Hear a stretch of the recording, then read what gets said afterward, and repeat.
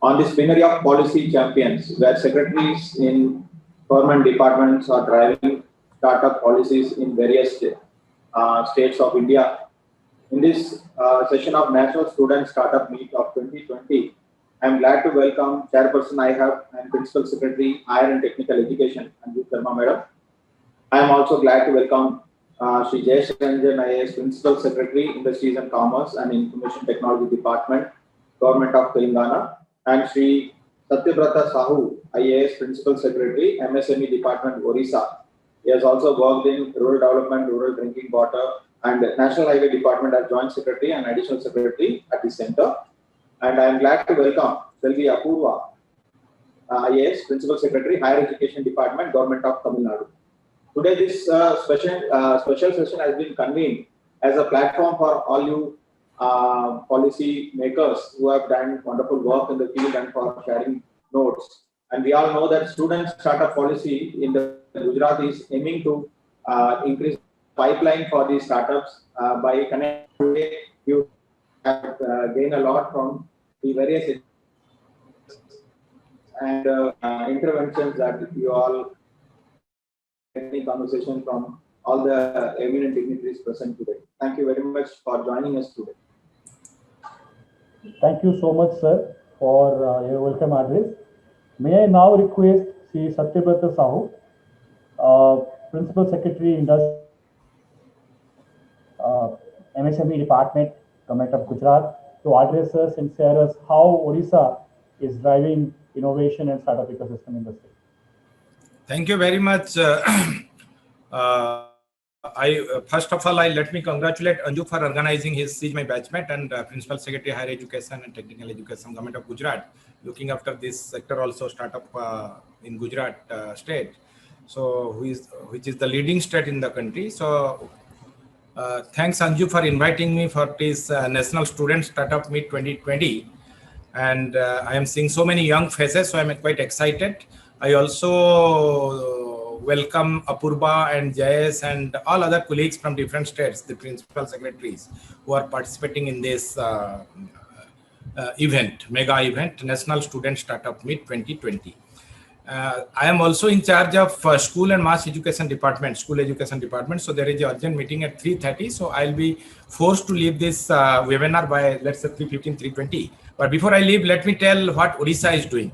Odisha has created this MSME department, not like Gujarat or Tamil Nadu or other places or Telangana, very late in the year 2011. Earlier, it was in the Industries Department. After the creation of the MSME department and after a separate ecosystem was established in the department, Startup Odisha could start in 2015 early, but the Odisha startup policy was formulated in 2016. And after that, a lot of steps have been taken by the state government. We are in the top performers category now, and in the third position, if you can say, in the entire country, behind Gujarat and Kerala. So last year we are in the top. We are amongst the toppers, but this year, due to some issues, we could not score that well. But forget about that thing. What are the things the government of Odisha is doing? Because I have also spent long 7 years in government of India from 13 to 20. I've just returned to the state 4 or 5 months back. So after joining here, I could see the changes, particularly amongst the youth and younger entrepreneurs in the MSME and industrial ecosystem. So Odisha has also started the Odisha Youth Innovation Awards for the students and other innovators. We have also institutionalized many things, and we have started the course curriculum in college and school. What is startup and the basic information and startup ecosystem also we are teaching to the students right from their school days. Odisha has already established the entrepreneurship cells in different educational institutions. We have 17 incubators, including the IIT Bhubaneswar, NITs, and few more reputed technical institutions in and around Bhubaneswar and Cuttack, and also Berhampur. And as per the startup policy, we have a central incubator. We are calling it O-Hub, Odisha Hub, like T-Hub and maybe Gujarat Hub and all. We are calling it O-Hub. The O-Hub building is almost ready. It will be inaugurated very shortly by our Honorable Chief Minister. So that is a very beautiful platform where we are providing space for the, we'll be providing space for the incubators. We have right now around 850 startups in the state, and by end of this month, we are expecting it will touch 1,000. So these 1,000 startups are basically mostly in the field of IT.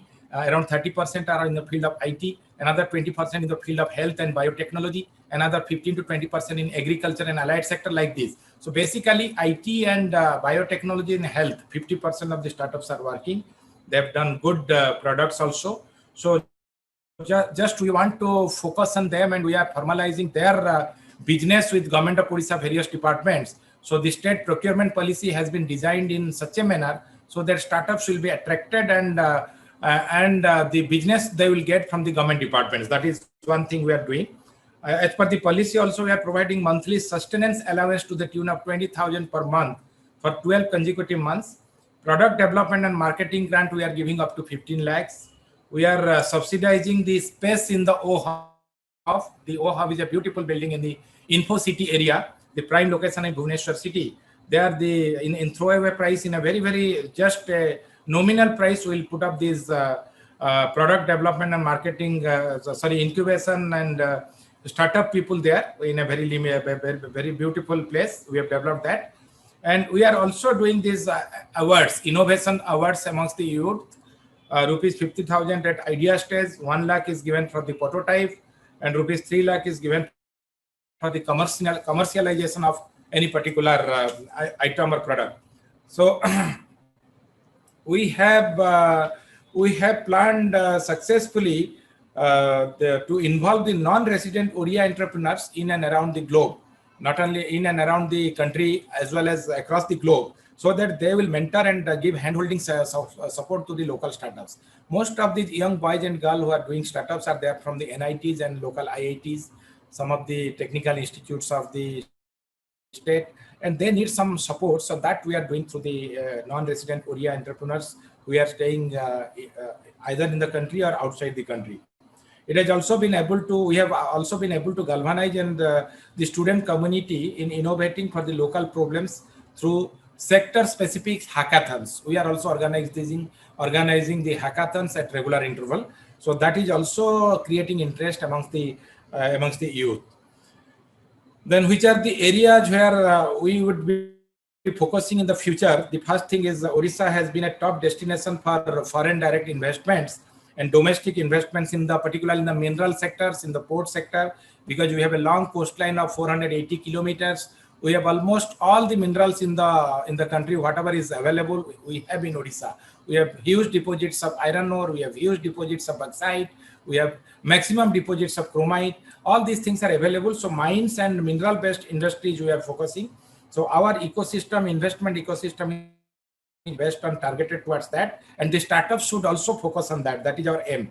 We are also working to involve local high net worth individuals and businesses in the startup ecosystem and encouraging them to invest in homegrown startups. So certain products are very unique to our state, very unique to our state. So for example, the filigree of Cuttack, the applique work of Puri, the Patachitraj of Puri, so the saris of different parts of the state. So these are need to be marketed, how it will be, the design can be changed. And there also we are inviting the local startups to work, how to change the design, how to package it, how to brand it, and how to market it globally.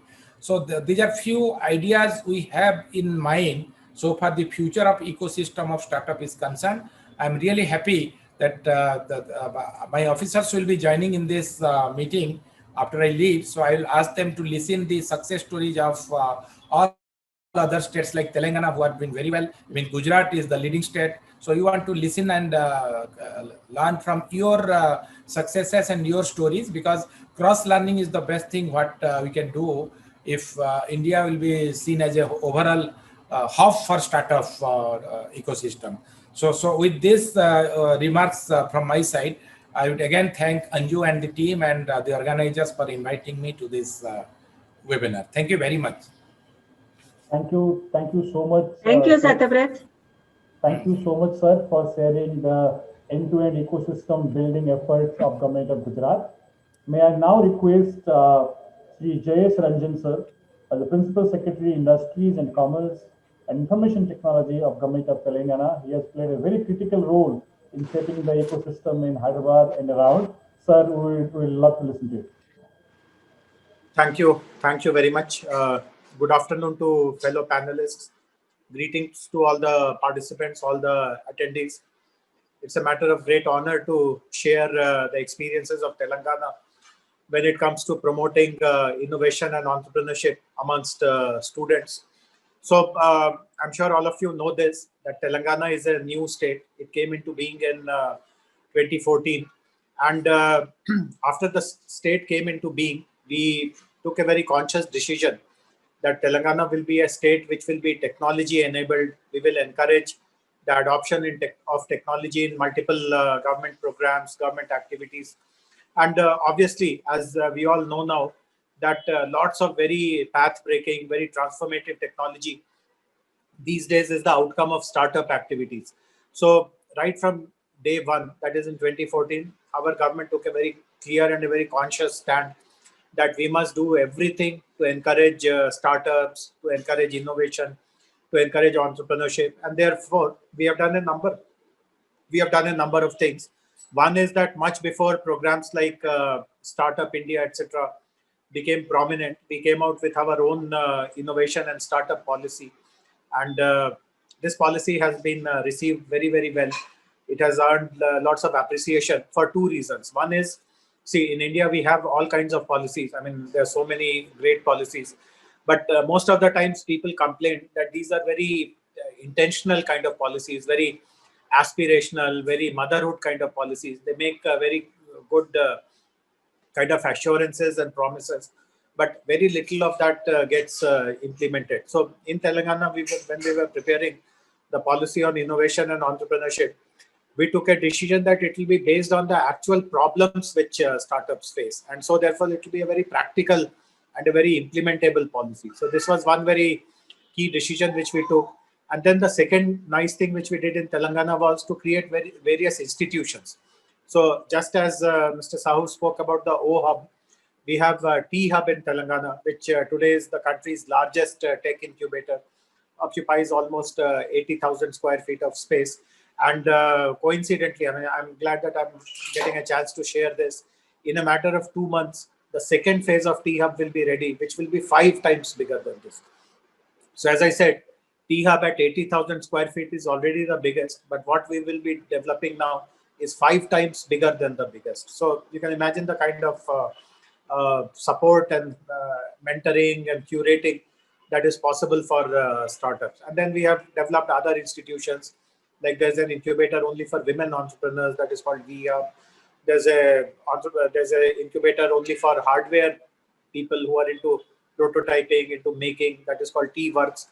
But at some point in time, we also realized that when we are creating such huge structures by spending so much of money and putting so much of time and effort, etc., what is the pipeline which will occupy these institutions? I mean, I do not want a white elephant in Hyderabad, some 400,000 square feet of space, and there is hardly anyone from Telangana who is occupying that.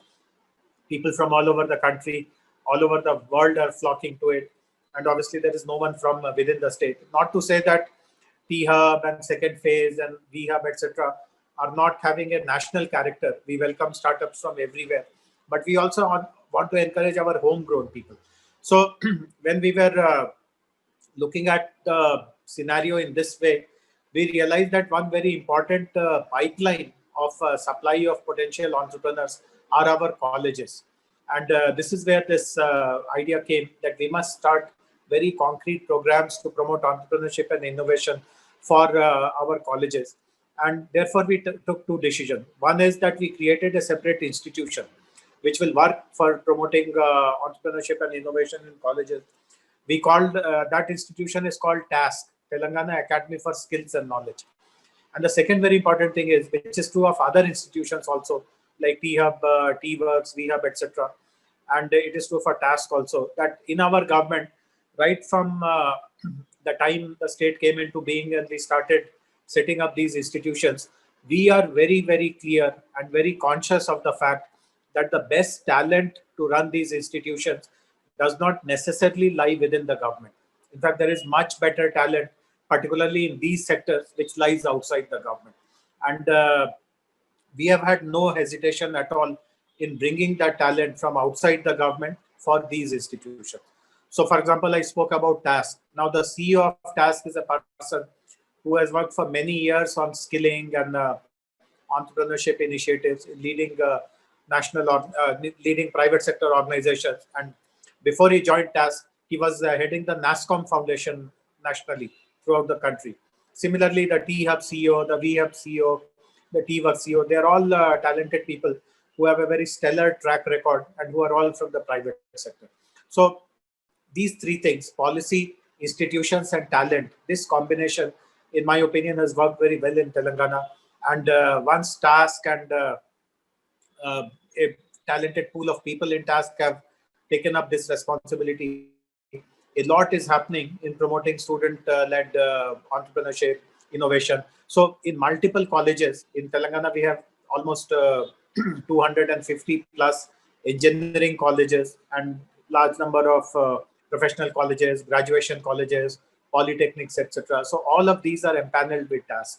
And what TASC does is that, again, using its own staff and using lots of mentors and domain experts who are available in the Hyderabad ecosystem, we set up entrepreneurship cells in colleges. In some colleges, entrepreneurship cells may already be there. In fact, I'm able to recall a rather amusing kind of an episode, which I will take a minute to share. So I'm also the IT secretary in Telangana. I'm the IT secretary and the industry secretary.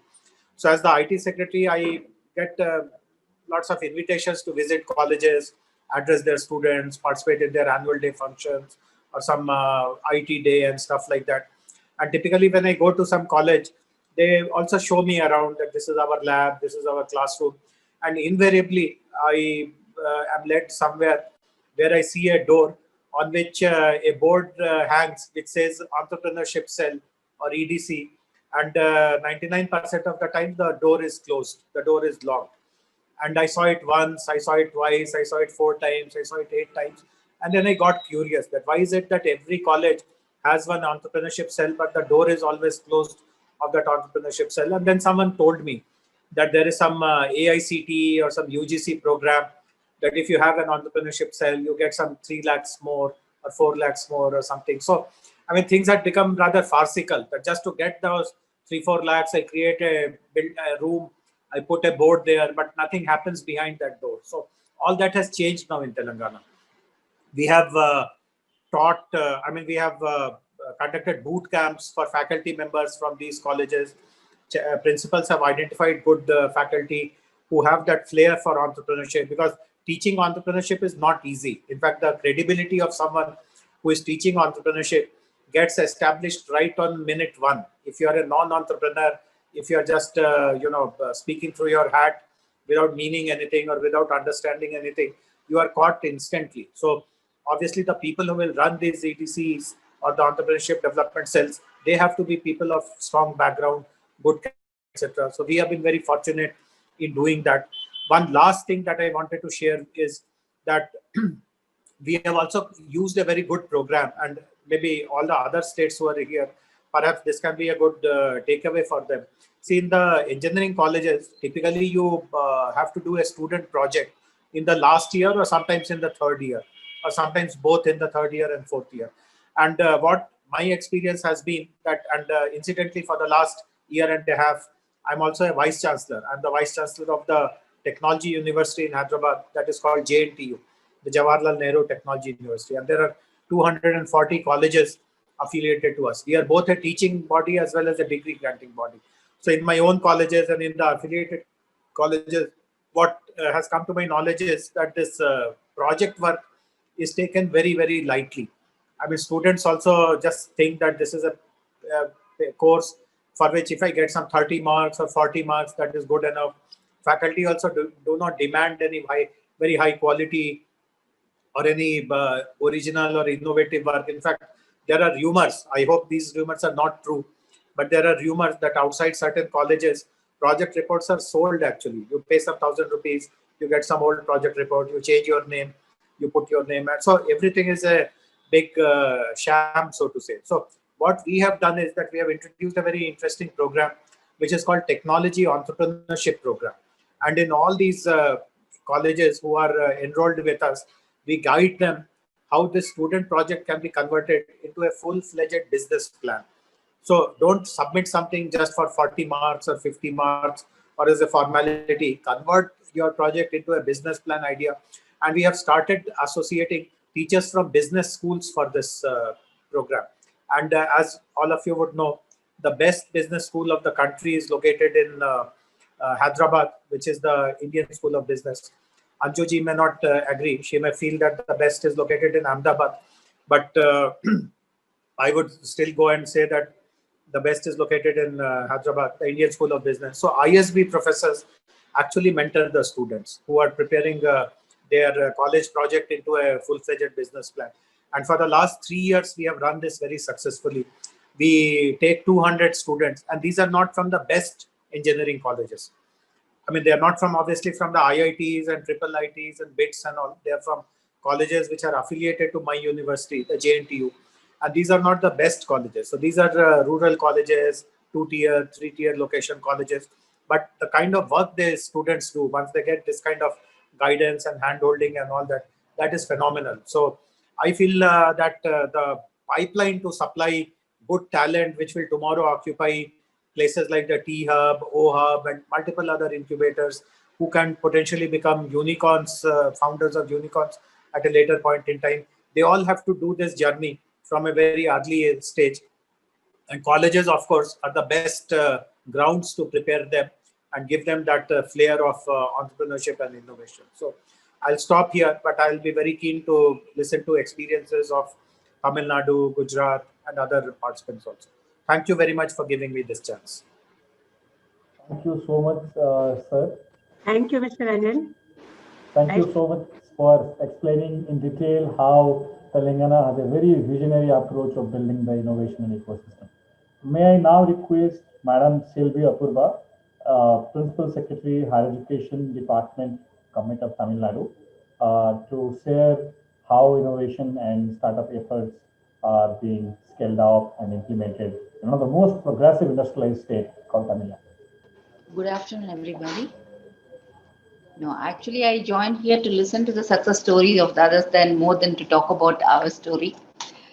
I think Tamil Nadu has more number of engineering colleges, and I think once upon a time, a couple of years back, it used to have 25% of the entire colleges in the country.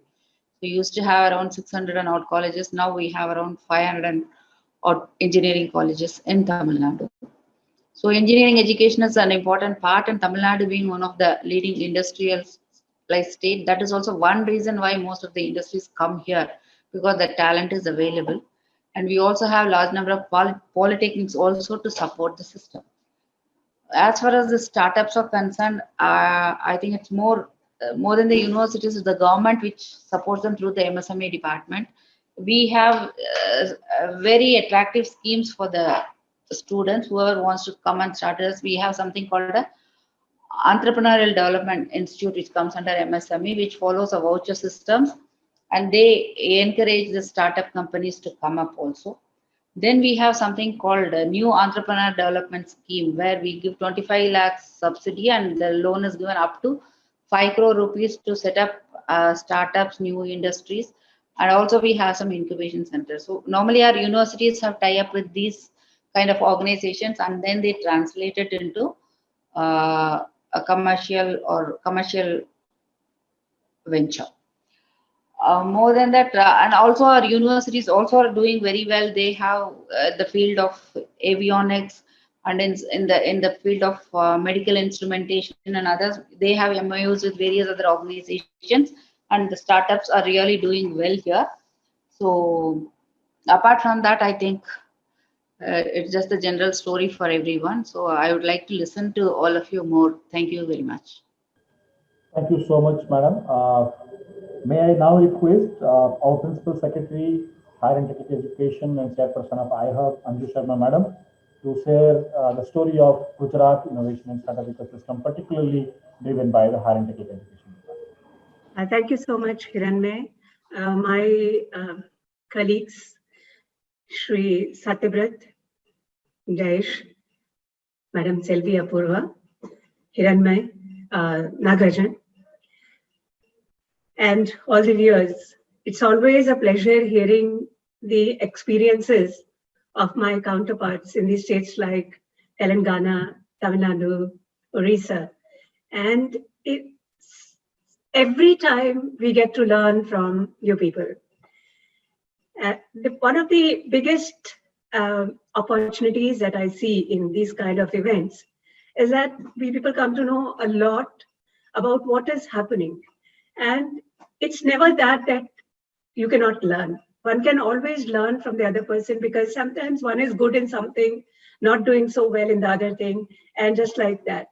So we get a kind of cross-pollination of minds when we sit in these kind of forums. And it's always very, very enlightening to know about the views of others.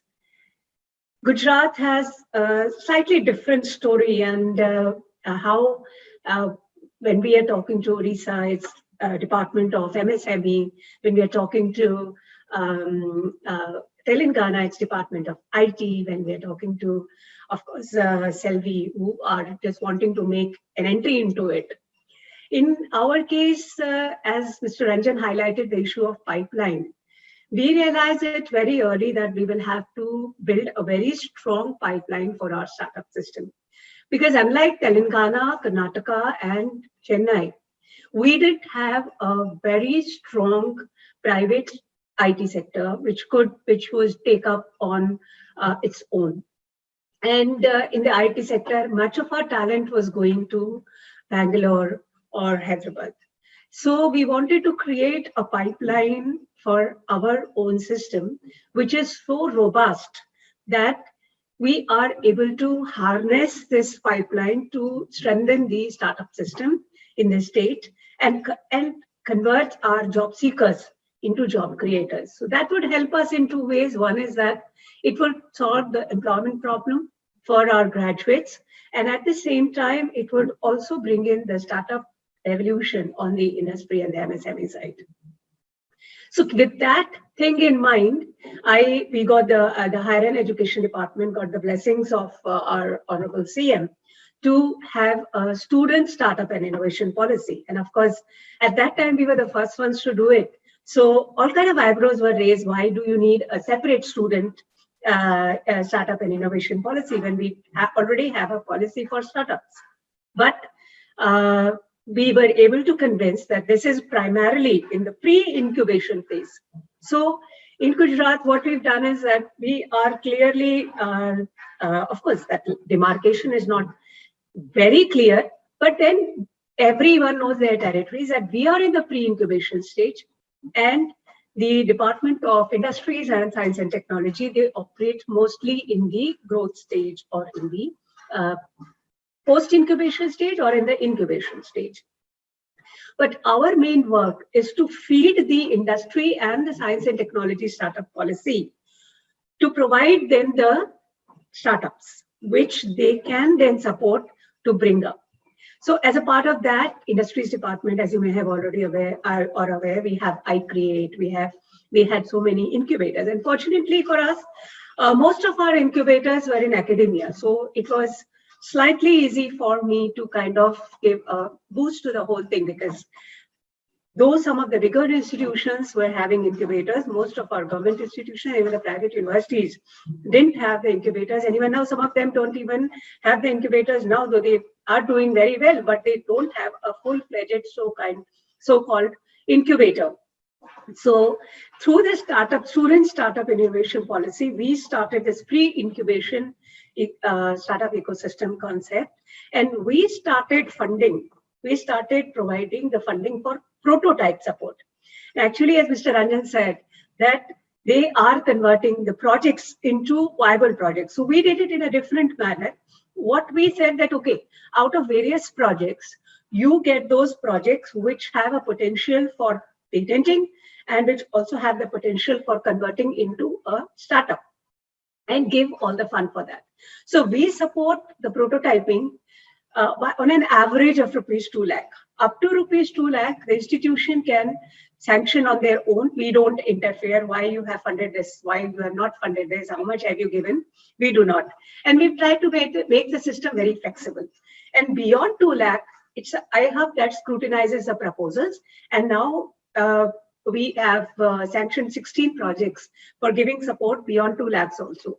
And this has been possible only in the third year of the policy, because initially, since nobody knew about what this innovation and startup thing is all about in our government colleges, universities, SFIs, in remote places, so it was not easy to take it off. And a lot of capacity building, I remember in 2017 when I had the first workshop, people didn't know what innovation is all about, what startup is all about. And the concept, so somebody said, okay, like innovations, we can take up these projects and we can call them. And I said, it's not like that. It has to be disruptive thinking. So a lot of time went into feeding into their mind that innovation is something different from what you think of innovation. And we have to develop a totally different out-of-box kind of thought process for that. And in these 3 years now, I'm proud to say that even in remote areas, people are filing patents, people are going for startups, and they, in fact, our government engineering college, Palanpur, has a faculty member who has been listed in 2% of the scientists world over. So that's a kind of potential that existed, and we've been able to harness it through the education system.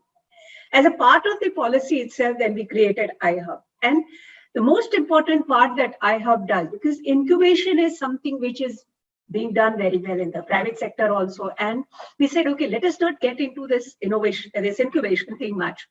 What we need more is is telling people what this is all about. So we do a lot of capacity building. And through iHub, we have gone into huge capacity building. So we did an intellectual property program because we realized that many of the students were not willing to come out with their ideas. They used to think they have an idea, why should I give my idea to somebody? Somebody will steal it. So it was difficult convincing them that your idea remains in your mind if you do not develop it. And for that, you need people's help. And through non-disclosure clauses, and we came up for the first time for an IPR policy for academia. And that never happened in the country because I realized I'm on the board of IIT and IIMS also. I realized even they didn't have any concrete IPR policy, and some IIT follows some pattern, some follow some pattern, some follow some pattern. And in most of these, I realized that the primary patent holder is the institution. Now, when the primary patent holder is an institution, students in IIT Delhi prefer to work in the hostels rather than work in the IIT labs because they don't want to part away with their ideas. So we made an IPR policy on the basis of these IPR policies that we study, especially the MIT policy, which we took as a base, MIT USA. And we took that as a base. And we said that primary patent holder will be the student. And on that basis, we have now done the IP facilitation program about 3 months back. It was a 70-hour course. It was attended by more than 5,000 people. And we did it on Microsoft Teams, interactive program, people from private sector, from legal firms, everybody participated in that. It was a huge success. And even even for 1 week after the course started, people were asking for registrations. And then we did the handholding courses for incubators, handholding courses for startups. So we are trying to spread a lot of awareness, a lot of capacity building into that so that we can get the pipeline. And for that, we already have incubators. For incubators also, we have supported our universities. Now, all our universities have innovation councils, they have incubators, and we are creating a separate iHub space. Of course, I came in and saw T-Hub in 2017. I also visited ISV. So ISV and IMA Ahmedabad is very, very a debate I will not get into because my own son has studied in ISB, and IMA is in Ahmedabad. So this is an area I won't enter into. So the thing, we are now creating space of 1.5 lakh square feet area, and it's very much in the heart of the city, to provide space for all these startups, young startups. Not only that, for providing any kind of hand-holding, capacity building, labs to these startups, so that anybody who has an idea gets the confidence to work on that. That, okay, I have an idea, this is a place where I can work securely on my idea, can get connected to mentors, can get connected to people, and will get the necessary support and will also feel safe about it.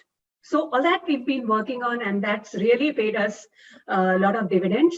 And by the grace of God, and of course, a strong political will was there, and we got a lot of support from our CM and our education minister, that we've been able to move quite a bit in this area. So this has been our story in a nutshell.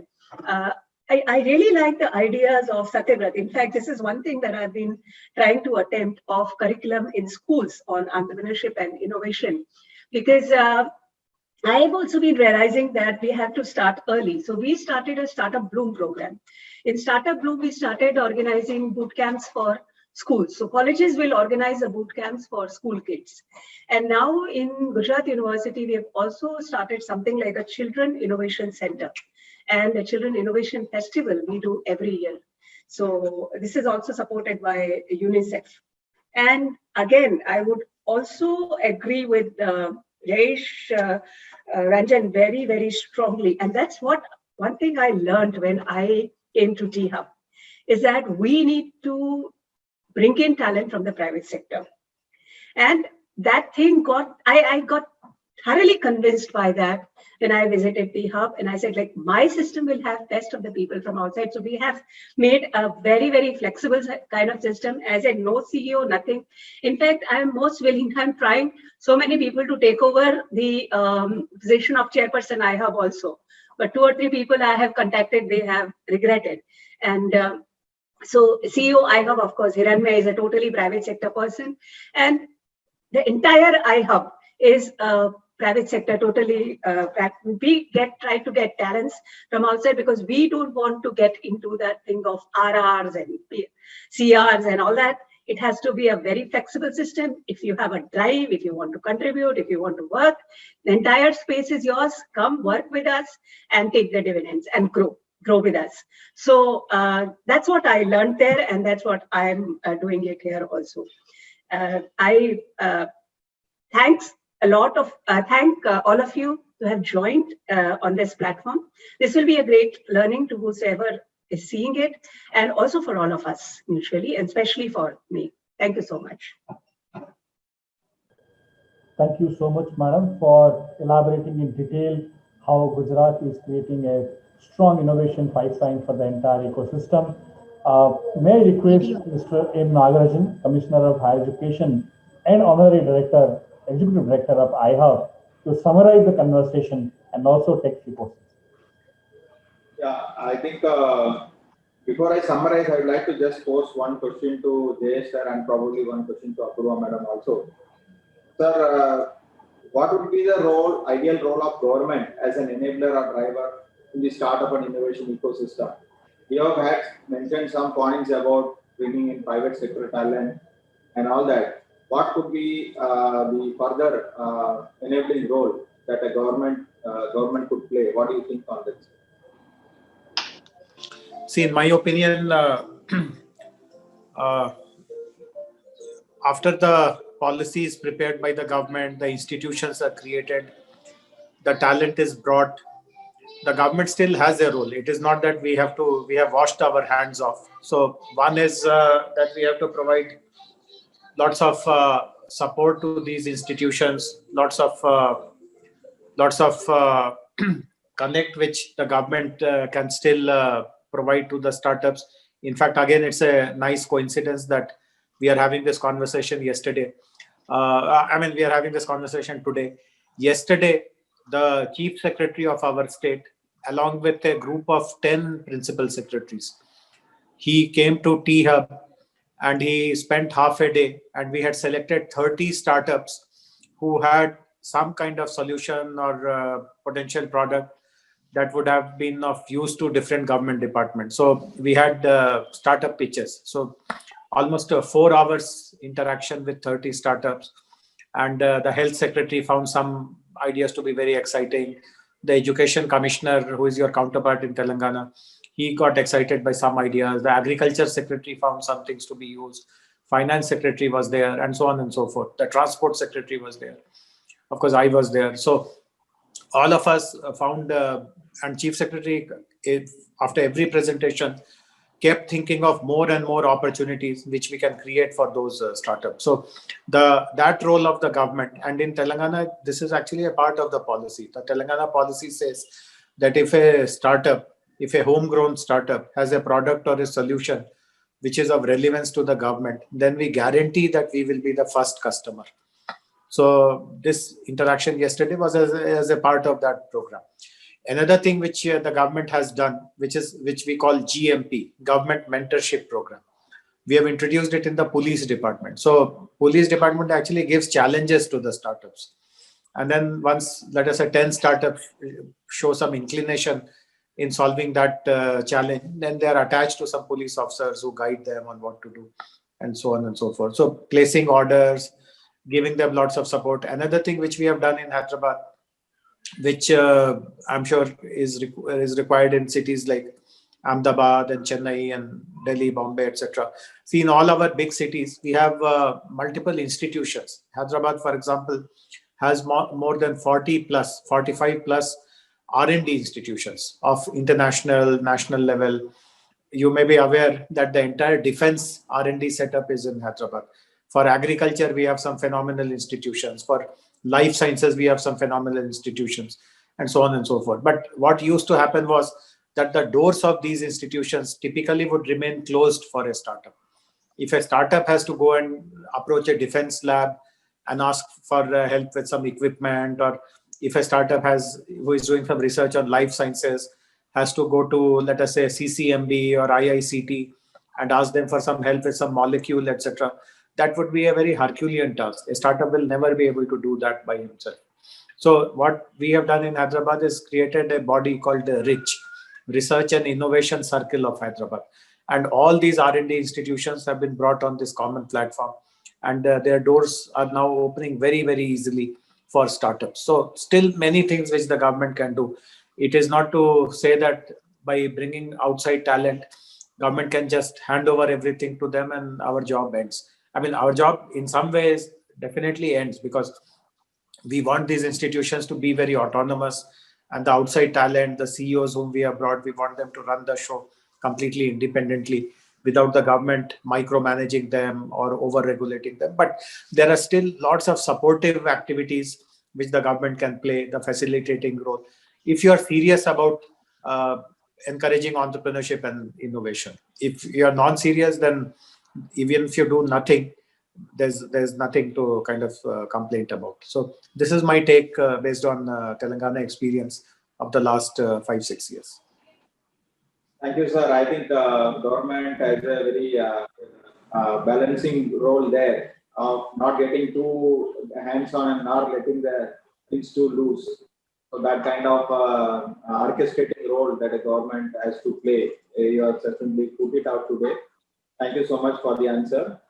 I'd like to now ask my question to Apurva ma'am about her vision for creating the innovation and startup ecosystem in the academia, especially in Tamil Nadu, in the education sector. Yeah, I would like to answer. We are working out a policy, but as of now, we are tying up with the MSME department.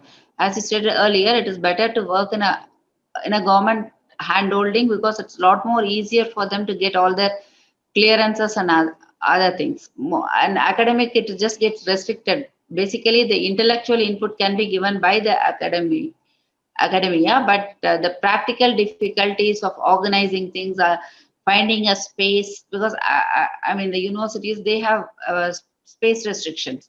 So the incubation centers outside, they help them. Rather, in fact, we are also in the process of coming up with a policy for the universities, as such, the technical universities.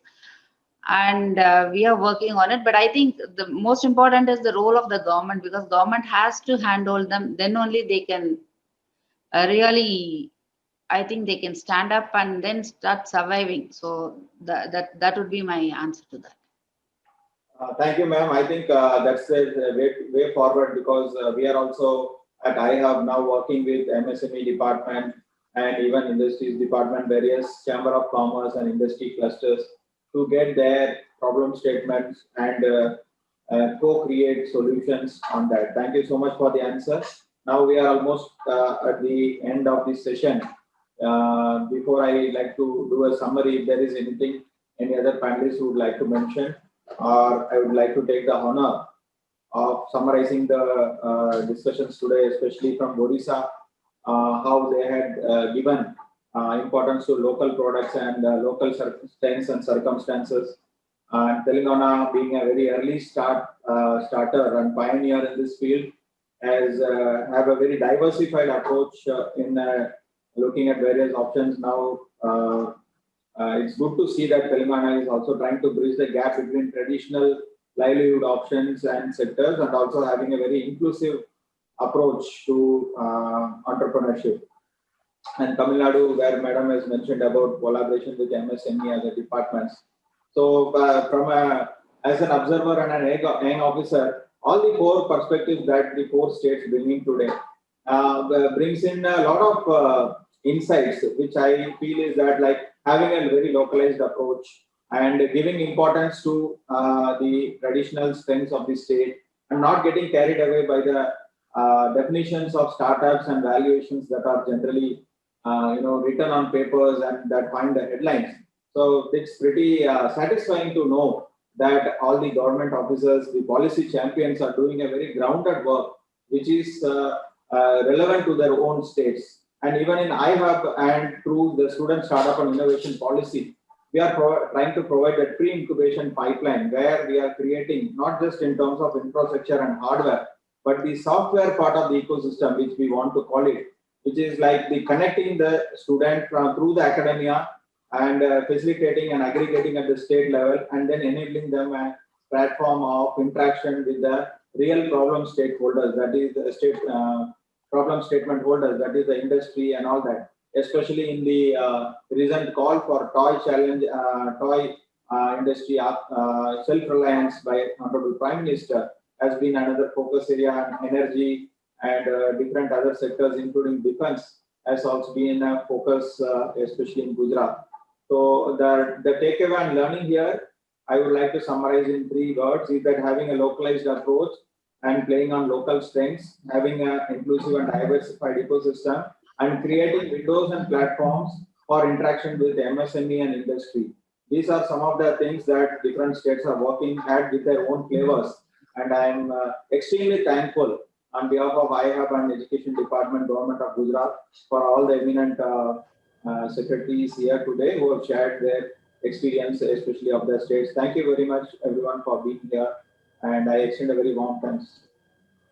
Thank you so much, sir. I thank Sri Jayesh Ranjan sir on behalf of iHub and Government of Gujarat. I thank Madam Silva Apurva, Principal Secretary, Higher and Technical Education Department.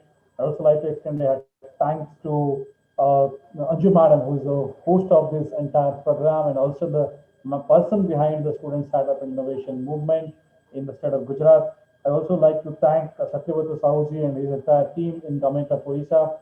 This is a great learning. We'll share all these insights to all other states that participated and also other stakeholders in the ecosystem. I thank all of you for sharing your insightful ideas. I'm sure most of your ideas can be further institutionalized and taken for grassroots level implications. I thank you all for joining and inspiring all of us and guiding. Thank you for the audience. Our next sessions will be at 4:30 p.m. today, which will have a session on govpreneurs, entrepreneurial officers in the government who are driving innovation and entrepreneurship. Please stay tuned. We'll be again Facebook Live at 4:30 p.m. By then, namaste. Thank you so much.